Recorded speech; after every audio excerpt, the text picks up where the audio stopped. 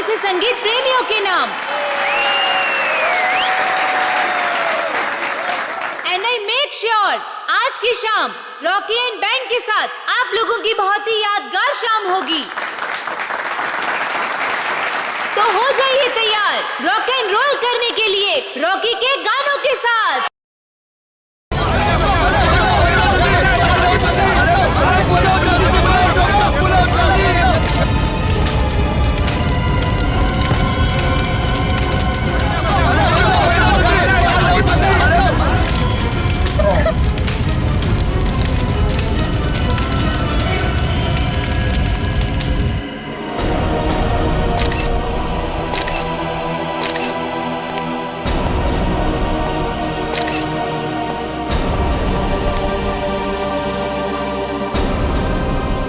कमर के नीचे का हिस्सा पूरी तरह से जल चुका है सर। शरीर के ऊपर के हिस्से में घाव वगैरह भी नहीं है।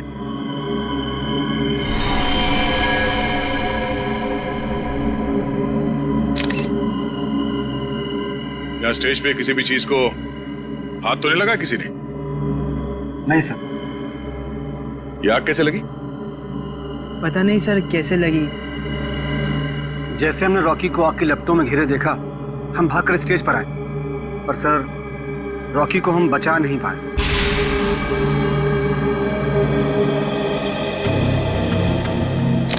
आप लोगों ने किसी को ये आग लगाते हुए देखा? या कोई जलती हुई चीज स्टेज पे फेंकते हुए देखा किसी को? बड़ी अजीब बात है, स्टेज के बीचों बीच अचानक आग कैसे लग सकती है? स्टेज में कुछ है। एक काम करो, स्टेज को अच्छी तरह से चेक करो।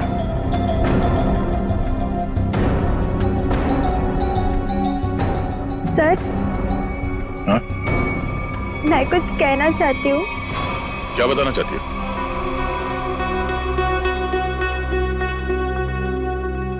पर यहाँ नहीं, आप आइए मेरे साथ। चलिए।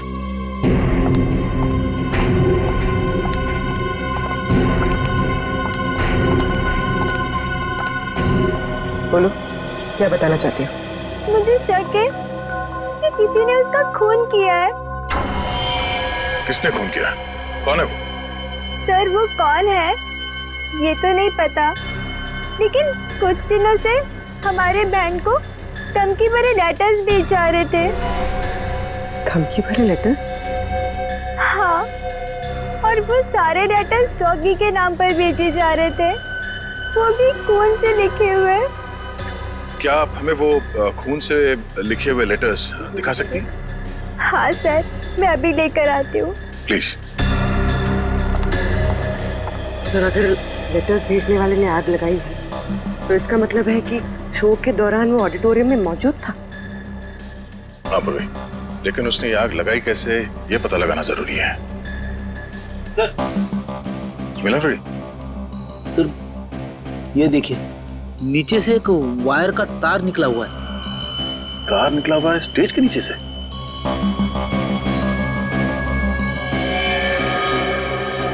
वो भी ठीक उसी जगह पे जहां पे रॉकी खड़ा था जलने से पहले।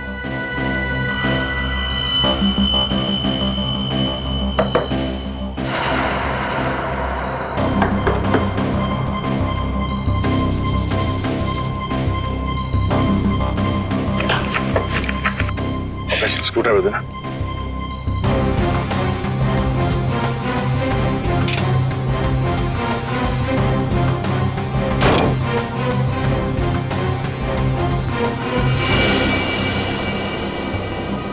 सर, नीचे तो एक कमरा है। हाँ, लगता तो कुछ ऐसे ही है। नीचे जाके देखते क्या है, जरा टॉर्च देना।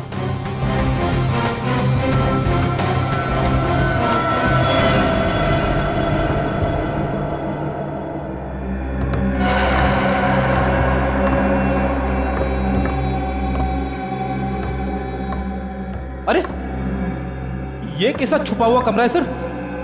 पूरे कमरे में धूल मिट्टी पड़ी हुई है। ये कलाकारों के लिए अलग से बनाया हुआ कमरा है, यहाँ से स्पेशल एंट्री दिखाते हैं। सर, खूनी ने स्पेशल एंट्री के लिए बनाए दरवाजे का बड़ी होशियारी से इस्तेमाल किया है। सर ये देखिए, ये वायर ऊपर से नीचे आ रही है सर। ये वायर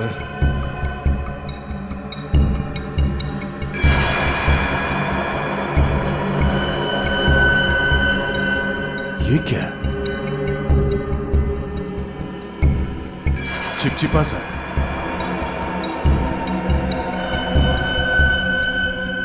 ये तो रबर सोल्यूशन है। सर रबर सोल्यूशन यहाँ पर? हाँ, यहाँ पे क्यों? ओह, अब समझ में आया ये सारा मामला है क्या? क्या सर? ये सब रॉकी को मारने का प्लान था। ये इलेक्ट्रिक वायर, ये रबर सोल्यूशन। रॉकी को मारने का प्लान? वो किसे? बताता हूं फ्रेडी। पहले ये देखते हैं कि ये इलेक्ट्रिक वायर जाता कहां है।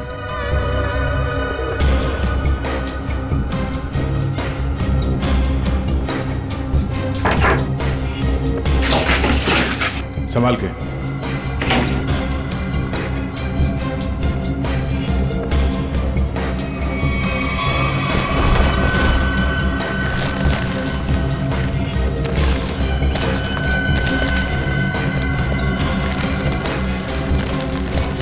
सर ये तो बैक स्टेज एरिया है। वो देखिए एक्स्ट्रा ड्रम्स और गिटार भी दिख रहे हैं।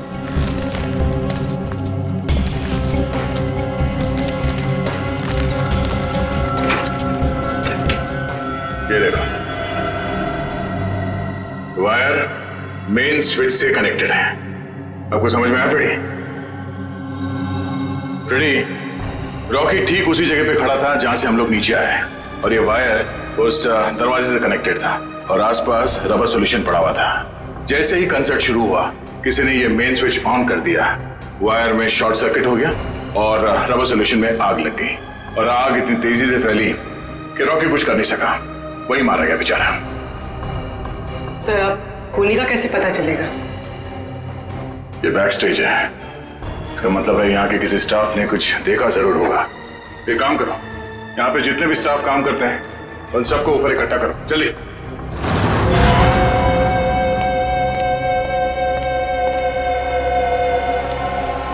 सब लोग आ गए?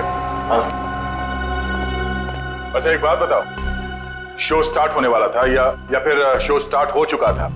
उस वक्त आप में से किसी ने स्टेज के पीछे जो कॉरिडोर है उसमें जो इलेक्ट्रिक स्विच बोर्ड है उसके आसपास किसी को देखा था? स्विच बोर्ड के पास? वो क्यों? क्योंकि किसी ने वायरिंग के साथ छेड़छाड़ की है और वही आदमी रॉकी की मौत का जिम्मेदार है। ओ नो सर, ये आप क्या कह रहे हैं? सर मैं तो स्टेज पर था रॉकी के साथ। और जो बैंड मेंबर्स परफॉर्म नहीं कर रहे थे वो लोग भी स्टेज पर खड़े थे रॉकी को चीयर करने के लिए। और तुम कहाँ थे? तुमने किसी को देखा स्विच बोर्ड के पास जाते हुए? देखो, घबराओ मत, सोच के बताओ। हाँ? शो शुरू होने से पहले आखिरी बार तुमने कॉरिडोर में किसको देखा था?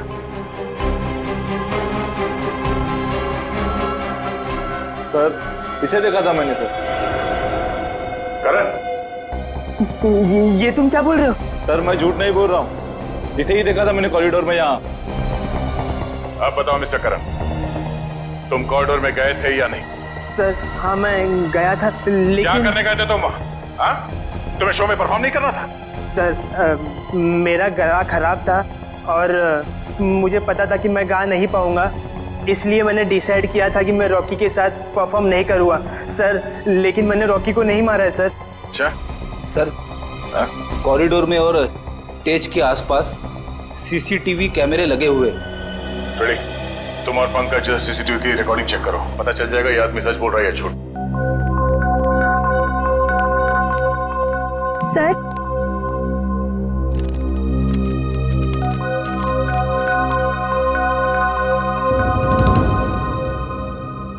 वाकई ये लेटर्स तो फोन से लिखे हैं।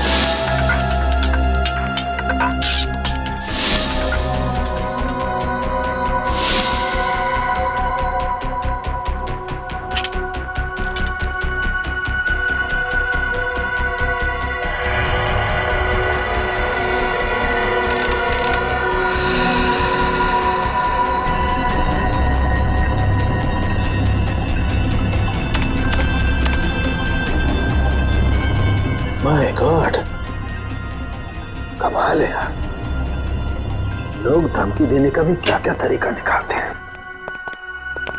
साळुंखे, किस सोच में पड़ा है तू? बॉस, ये जो लेटर्स हैं ये खून से लिखे गए। तो इसमें कौन सी अजीब बात है?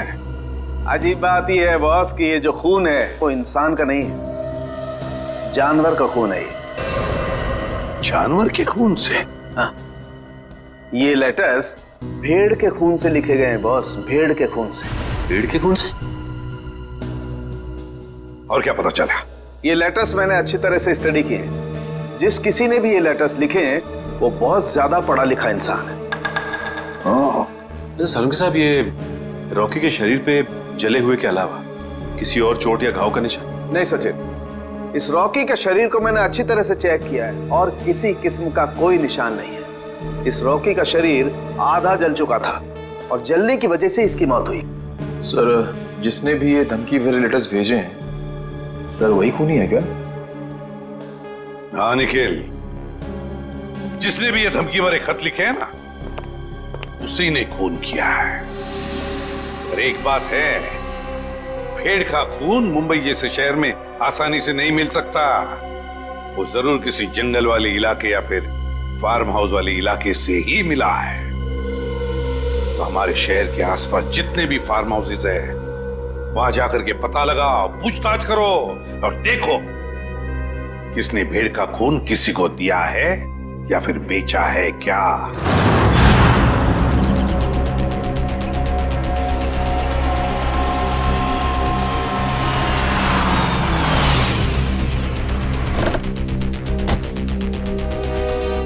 सर शहर के आसपास 2 ही फार्म्स हैं जहाँ पे भेड़ बकरियां पाली जाती हैं। एक पनवेल में है सर, जहाँ में कुछ पता नहीं चला। दूसरा ये है सर। चलो देखते हैं, शायद यहीं से कुछ पता चल जाए। सर, ये आदमी जो भी हो, उसने वो चिट्ठी भेड़ के खून से क्यों लिखी? पूर्वी, आदमी बहुत चालाक है। ये सब उसने हमें गुमराह करने के लिए किया है। वो देखो, उस आदमी से पूछते हैं। भाई साहब, ओ भाई साहब, क्या भेड़ आप ही पालते हैं? हाँ, हम ही लोग पालते हैं। पर आप लोग? हम लोग सीआईडी से। सीआईडी? जी हाँ, सीआईडी। आपसे कुछ पूछताछ करनी थी। देखिए, घबराइए मत। पूछिए, क्या पूछना चाहते हैं आप लोग? अच्छा, ये बताइए कि आपसे भेड़ खरीदने तो बहुत लोग आते हो, क्या कोई भेड़ का खून खरीदने आया था आपसे? भेड़ का खून? जी हाँ, भेड़ का खून। नहीं साहब, ऐसा तो कोई आदमी नहीं आया। अपने इन आदमियों से पूछिए जो काम कर रहे हैं, शायद इन्हें कुछ पता हो। ए, तुम दोनों आओ। जी साहब। अच्छा, ये बताइए कि आपसे कोई भेड़ का खून खरीदने के लिए आया था क्या? देखो, घबराओ मत, जो कुछ तुमको पता है सब कुछ सच सच बताओ। साहब, वो कुछ दिन पहले एक आदमी भेड़ का खून लेने आया था साहब। क्या? तुमने मुझे क्यों बताया? गलती हो गई, माफ कर साहब। वो उसके लिए उसने मुझे बहुत पैसा दिया था। बोला था कि कुछ दवाइयाँ बनाना, इसके लिए उसे भेड़ का खून चाहिए साहब। क्या तुम उसे पहले से जानते थे? नहीं, मैं पहली बार मिला था। उसके बारे में और कुछ याद है तुम्हें? उसका पहनावा या उसकी कोई आदत? हाँ, उसके पास एक महंगा फ़ोन था। वो बार बार फ़ोन को ही देख रहा था साहब। ऐसा फ़ोन मैंने कभी नहीं देखा। ऐसा क्या था उस फोन में? हाँ? नीले रंग का फ़ोन था, उस पर स्टार बना हुआ था साहब, और उसके पीछे कुछ एल जैसा लिखा हुआ था साहब। 5-6 दिन पहले लोकम नाम की इंटरनेशनल कंपनी ने एक ऐसा फ़ोन लॉन्च किया है। अखबारों में उसकी काफ़ी चर्चा भी हुई थी। फिलहाल शहर में एक ही आउटलेट है इसका जहाँ ये फ़ोन मिलता है, लोखंडवाला में। रुकना, एक मिनट सर।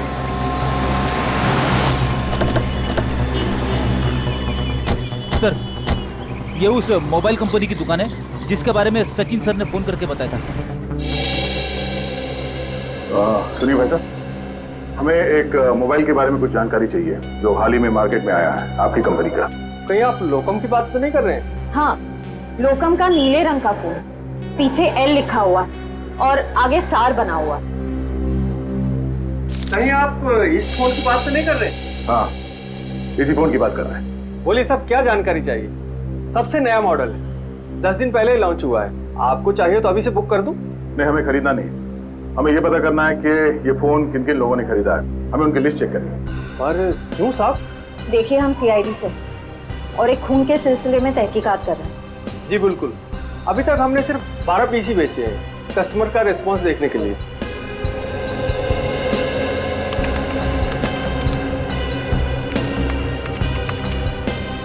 ये देखिए साहब, वो लीफ 5 रेड कलर के बिके हैं और बाकी के 7 नीले रंग। नीले रंग के फोन जिन लोगों ने खरीदे हैं उनके लिस्ट चेक करनी है। ये रही साहब लीफ। चेतन?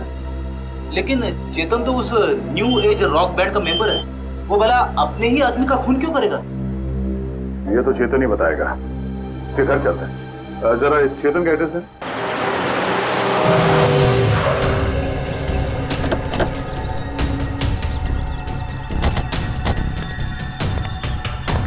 सर, घर तो बंद है। अब कहाँ ढूंढेंगे चेतन को? घर के अंदर।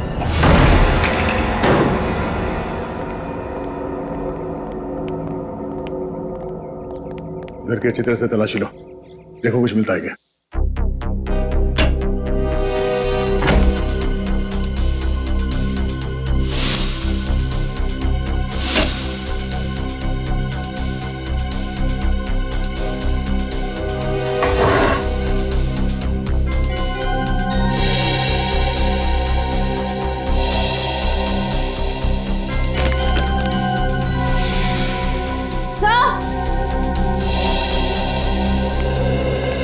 सर, डस्टबिन में फटे हुए कागज हैं।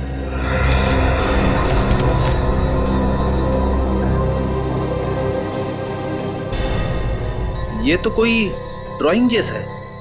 लगता है चेतन ने कोई ड्राइंग बनाई होगी और घर से निकलने से पहले इस कागज को फाड़ के चला गया होगा।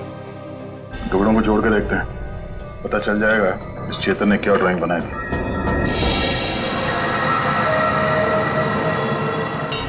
सर, ये तो कोई नक्शा या कोई ब्लूप्रिंट लग रहा है। श्रेया, तो किस जगह का? तो करण के ऑफिस के कैबिन का ब्लूप्रिंट है। करण? सर, ये करण भी तो न्यू एज रॉक बैंड का मेंबर है। सर, ये देखिए, उसके कैबिन में जितने भी म्यूजिकल इंस्ट्रूमेंट्स हैं और जितने भी इलेक्ट्रिक कनेक्शंस हैं, सब मार्क किए गए हैं। चेतन के घर पे करण के ऑफिस का मैप क्यों? करण की जान को खतरा तो नहीं है?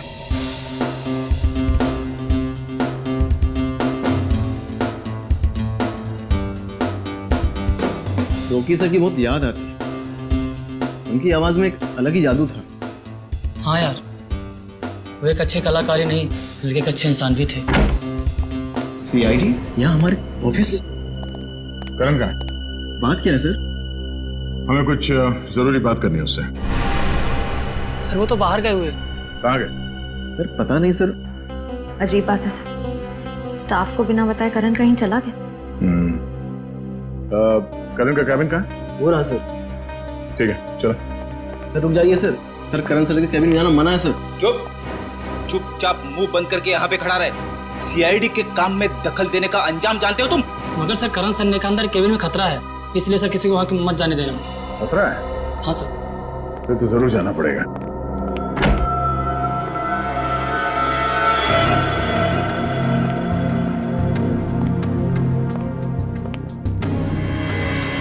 सर, ये कैबिन तो बिल्कुल वैसा ही है जैसा उस ब्लूप्रिंट में था जो हमें चेतन के घर से मिला था। हाँ श्रेया, सारे म्यूजिकल इंस्ट्रूमेंट्स वैसे ही रखे गए जैसे उस नक्शे में मार्क किए गए थे। लेकिन क्यों? तो देखो कुछ मिलता है क्या?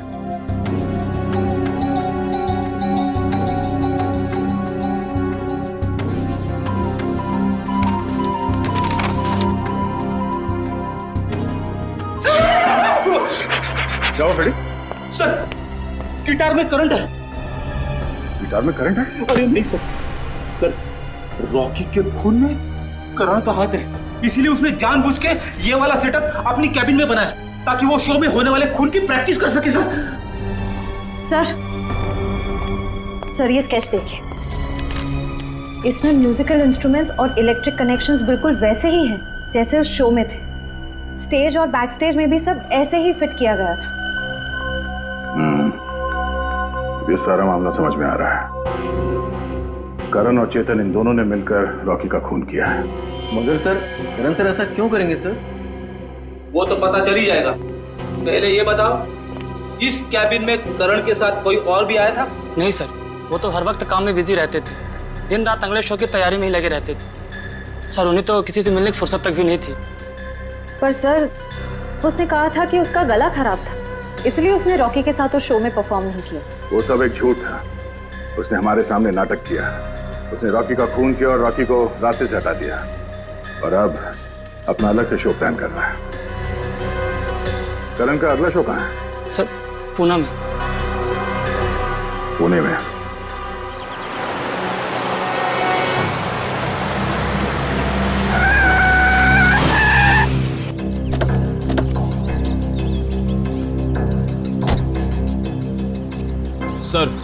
सर मोबाइल कंपनी के हिसाब से चेतन के फोन का आखिरी लोकेशन यहाँ पे ट्रेस हुआ है सर। सर इसी सुनसान जगह पर चेतन ही आया क्यों होगा? यहाँ आसपास तो कुछ भी नहीं है। कुछ तो जरूर है। हो सकता है चेतन यहाँ पे किसी से मिलने आया हो और उसके बाद यहाँ पे आके कहीं छिप गया। पर सर अब हम चेतन को ढूंढेंगे कैसे? वो देखो सामने छोटी सी दुकान दिख रही है ना, वहाँ चल के पूछते हैं।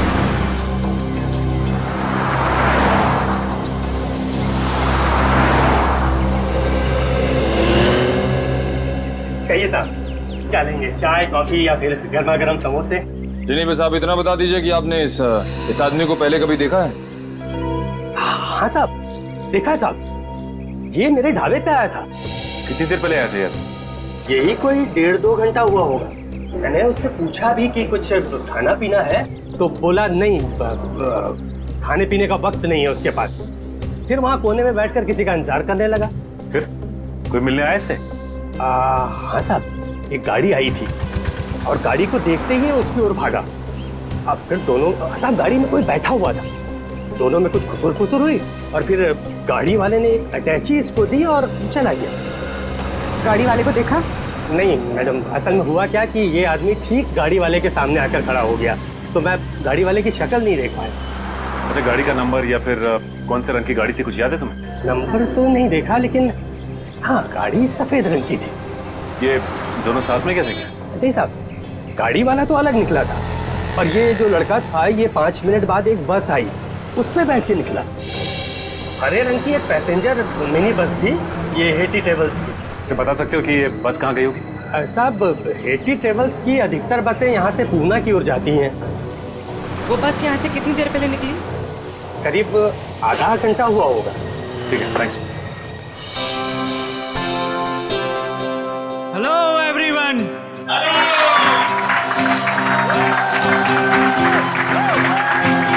तो आखिरकार वो दिन आ ही गया जिस दिन का आप सबको बेसब्री से इंतजार था। तो अपने दिलों को थाम के बैठिए, क्योंकि अब आपके सामने आ रहे हैं आपके दिलों की धड़कनों को तेज करने the one and only mister करण।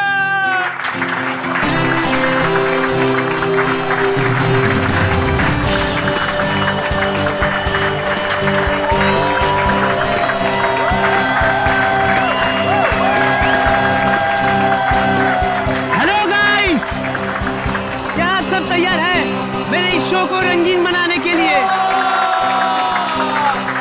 क्या आप सब मेरे साथ झूमेंगे? मेरे साथ गाएंगे भी? नहीं।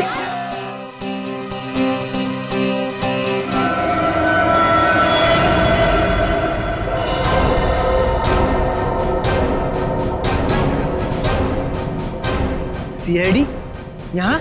हाँ, आप लोग सब प्लीज बाहर जाइए। हम करण जी का शो अकेले में देखना चाहते हैं। टेंशन लेने की जरूरत नहीं है, तुम्हारे पैसे तुम्हें मिल जाएंगे। चलो चलिए चलिए। नहीं नहीं, ये नहीं हो सकता। रुक जाइए आप सब लोग, ये मेरे जिंदगी का पहला शो है।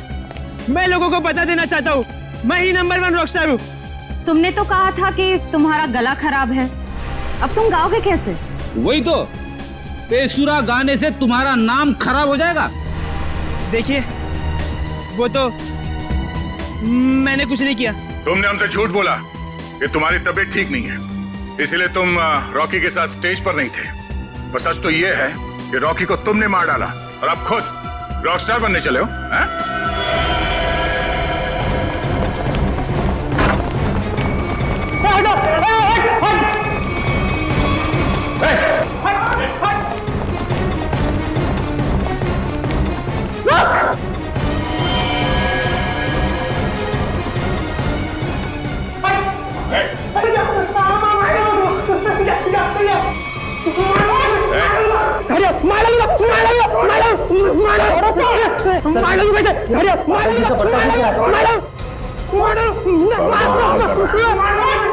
गोली चलते हैं।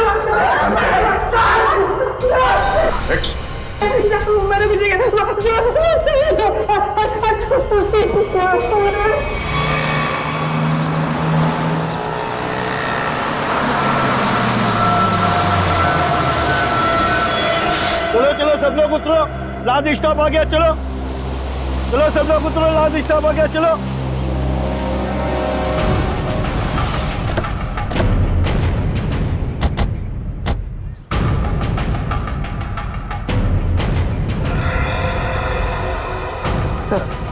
हो रहा है चेतन, बस से उतर रहा है। सर बार बार पीछे मुड़ के देख रहा है, ऐसा लग रहा है काफी डरा हुआ है। गलत काम करेगा तो डरेगा ही।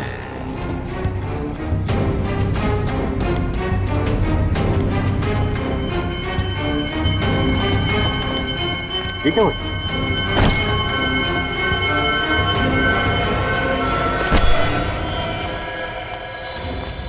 प्लीज प्लीज प्लीज हटिए हटिए प्लीज। माय गॉड, ये तो मर गया। मर गया? अचानक क्या हो गया इसे?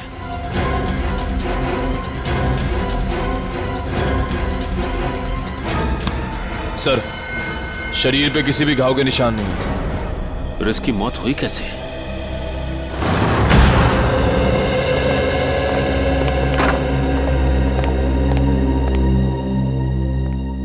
बताओ करण, एक कलाकार होने के बावजूद भी क्यों किया तुमने ये? क्यों किया? बताओ। मेरा बेटा कहाँ है? करण, करण, मेरा बच्चा, तू ठीक है ना? आप क्यों मेरे बेटे के पीछे पड़े? मेरे बेटे ने कोई गुनाह नहीं किया है। गुनाह किया है गुनाह करण ने। रॉकी का खून किया है। खून? नहीं नहीं एसीपी साहब, लगता है आपसे कोई भूल हो गई है। देखिए मेरा बेटा किसी का खून नहीं कर सकता। अच्छा, करण के ऑफिस में वो म्यूजिकल इंस्ट्रूमेंट के साथ बिजली के तार क्यों जुड़ गए? और वो स्टेज का स्केच, वो कहां से आया जहां पे रॉकी की मौत हुई थी? सर मैं मानता हूं मैं रॉकी को मारना चाहता था। मैंने वो इलेक्ट्रिक वायरिंग भी की, स्टेज पर रबर सॉल्यूशन भी लगाया और रॉकी को जलाकर मार देने का प्लान भी बनाया। पर यकीन कीजिए सर, मैंने रॉकी को नहीं मारा। मैंने तो लास्ट समय अपना प्लान बदल दिया था सर। झूठ झूठ बोल रहे हो तुम नहीं मारा है रॉकी को, और तुमने चेतन को अपने प्लान में शामिल कर लिया ताकि सारा इल्जाम उस पर जाए। कौन चेतन? वही चेतन जो तुम्हारे रॉक बैंड का मेंबर था, समझा? सर चेतन से मेरा कुछ लेना देना नहीं है सर। अच्छा, रॉकी का खून तुमने नहीं किया, चेतन के साथ तुम्हारा कोई संबंध नहीं है। सब पता लगा लेंगे करण, सब पता लगा लेंगे।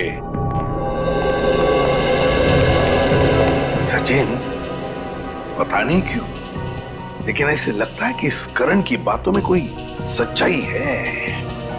सर अगर ये चेतन करण से मिला हुआ नहीं है तो चेतन के घर में करण के ऑफिस का ब्लूप्रिंट कैसे आया?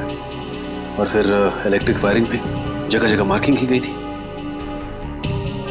लगता है ये चेतन करण की कॉपी कर रहा था ताकि रॉकी के खून का इल्जाम इस करण पर आ जाए। तो सर चेतन को किसने मारा हुआ? कोई और है सचिन, कोई तीसरा, जिसने चेतन के हाथों रॉकी को मरवा दिया और फिर अपना काम होते ही चेतन को भी ऊपर भेज दिया। पर है कौन ये तीसरा?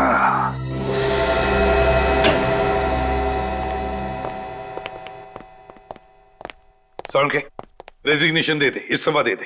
क्यों दे दूं भाई इस्तीफा? क्योंकि तुझे अब तक पता नहीं चला कि चेतन को मारा कैसे। तुम्हें कैसे मालूम नहीं पता लगा पाया है? अरे यार आधी बात पता चल चुकी है। तो फिर बता ना जल्दी। देखो इसकी मौत जहर देने की वजह से हुई। क्या जहर देके? हाँ जहर देख। अब जहर कैसे दिया गया है इस बात का पता लगना बाकी है। अभी पता लगता नहीं यार, 1 मिनट रुको ना यार तुम।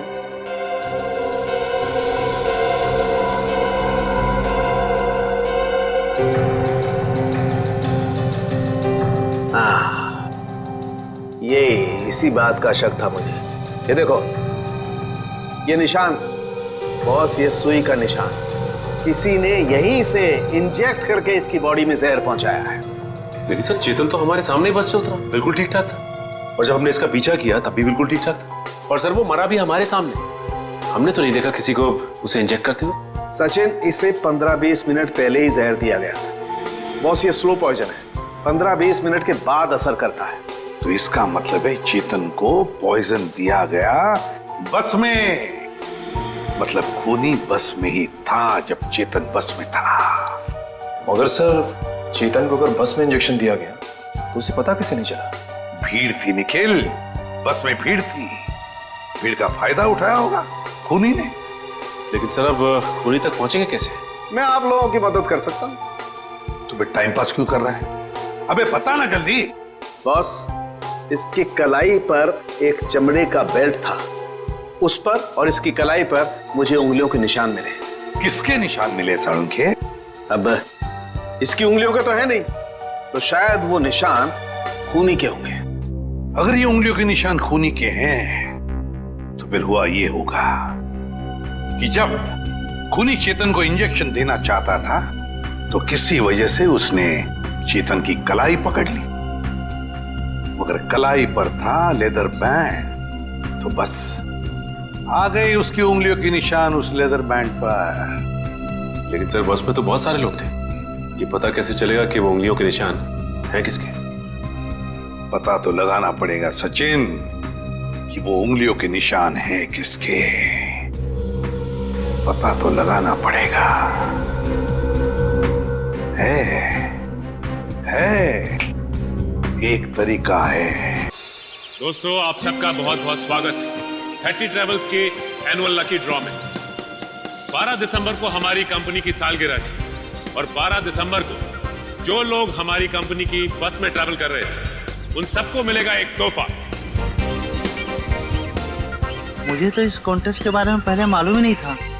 मुझे भी नहीं पता था, मैंने भी ये खबर अखबार में पढ़ी।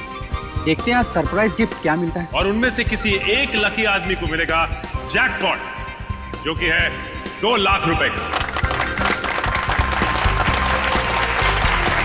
बस। लेकिन उससे पहले आपको एक छोटा सा काम करना होगा, और वो है ये फॉर्म, साधारण सा फॉर्म, वो आपको भरना होगा। तो फिर देर किस बात की? आइए एक एक करके फॉर्म भरिए और अपने अंगूठे का निशान छोड़कर जाइए इसमें। ये लीजिए।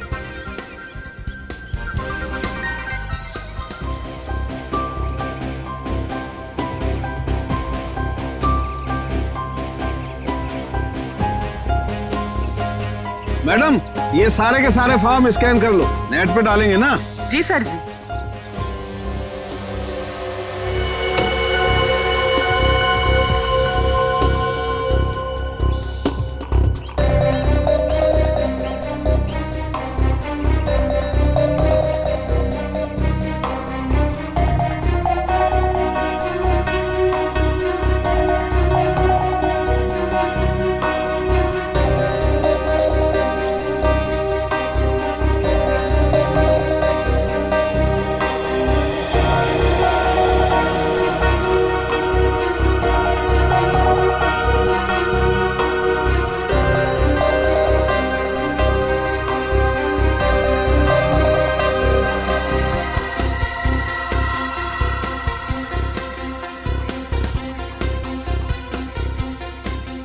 सर जी, ये लीजिए, ये मिल गया आपका लकी विनर का नाम। आइए,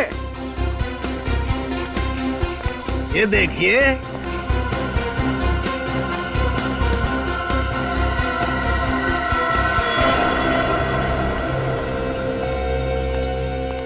दोस्तों, आप सबका इंतजार अब खत्म हुआ। अब हम घोषित करने जा रहे हैं विनर का नाम, जो कि है मिस्टर जगन। मैं जगन हूं। मैंने जैकपॉट जीत लिया। मुझे विश्वास ही नहीं हुआ, मैंने 2 लाख रुपए जीते। 2 लाख! सर कहाँ लेना है? आपके लिए हमने और भी कुछ सोच के रखा। उससे भी बड़ा सर? उससे भी बड़ा क्या सर? जेल का। जेल? जगन बाबू, सारी जिंदगी जेल में रहने का इनाम। ये कैसा मजाक है? मैं जेल क्यों जाऊंगा? मैंने ऐसा क्या किया है सर? चेतन का खून किया है, जहरीली सुई चुभोकर। मैंने खून?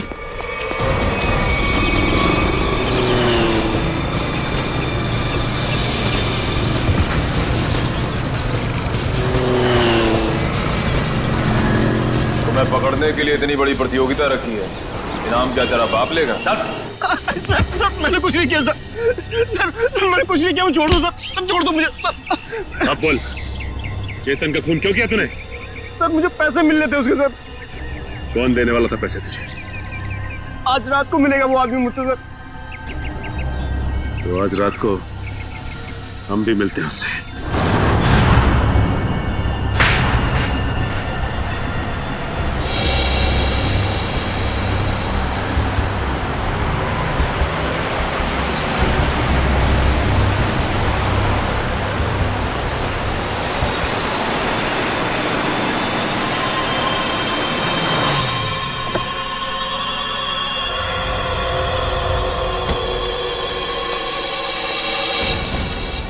सलाम सेठ। वक्त के बहुत पाबंद हो तुम, मुझसे पहले यहाँ पहुँच गए। सेठ मुझे मेरे पैसे दो सेठ, यहाँ अगर किसी ने देख लिया तो बवाल खड़ा हो जाएगा सेठ, मुझे फौरन निकलना है यहाँ से। आखिर तुमने मेरा काम किया है, इनाम तो तुम्हें मिलना ही चाहिए। हाँ सेठ।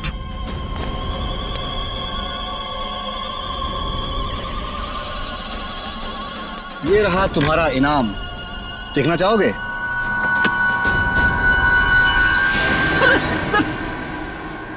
बंदूक? हाँ बंदूक।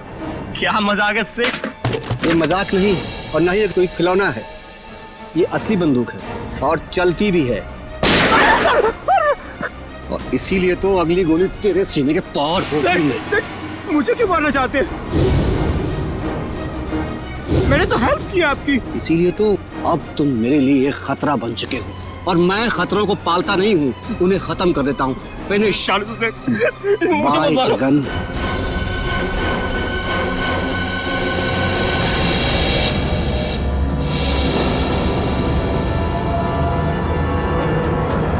परिमल जी,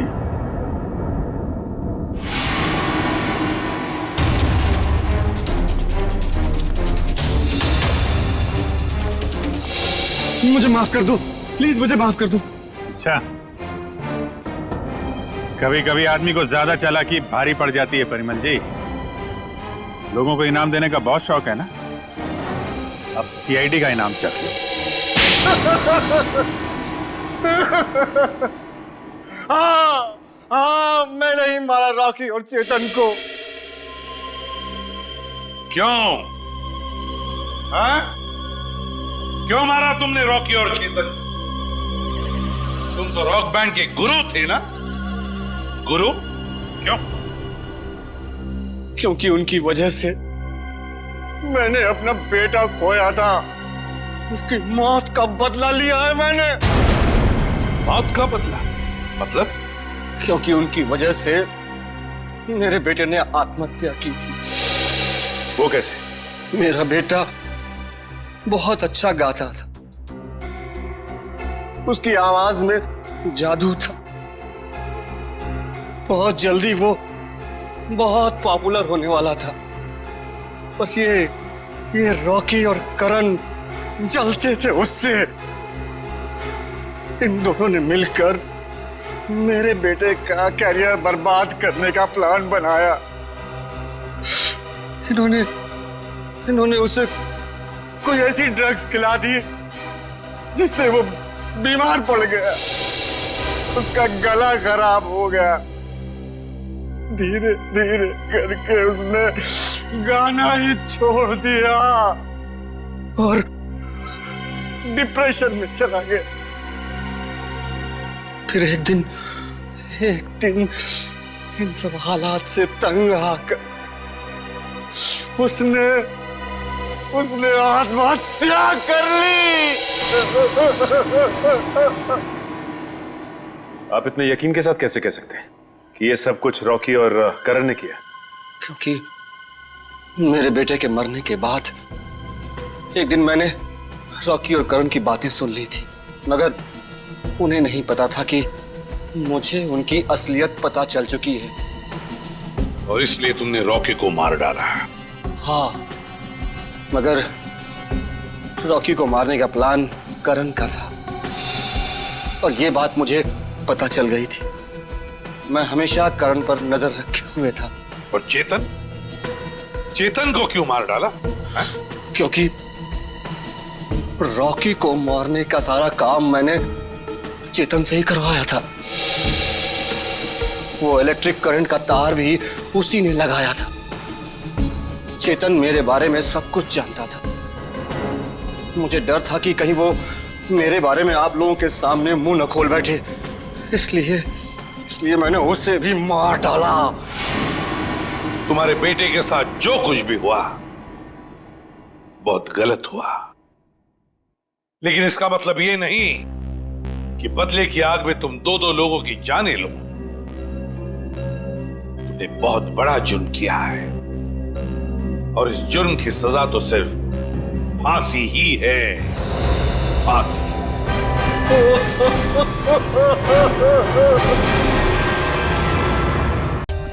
For more updates, subscribe to our channel, click the show links and enjoy watching the videos.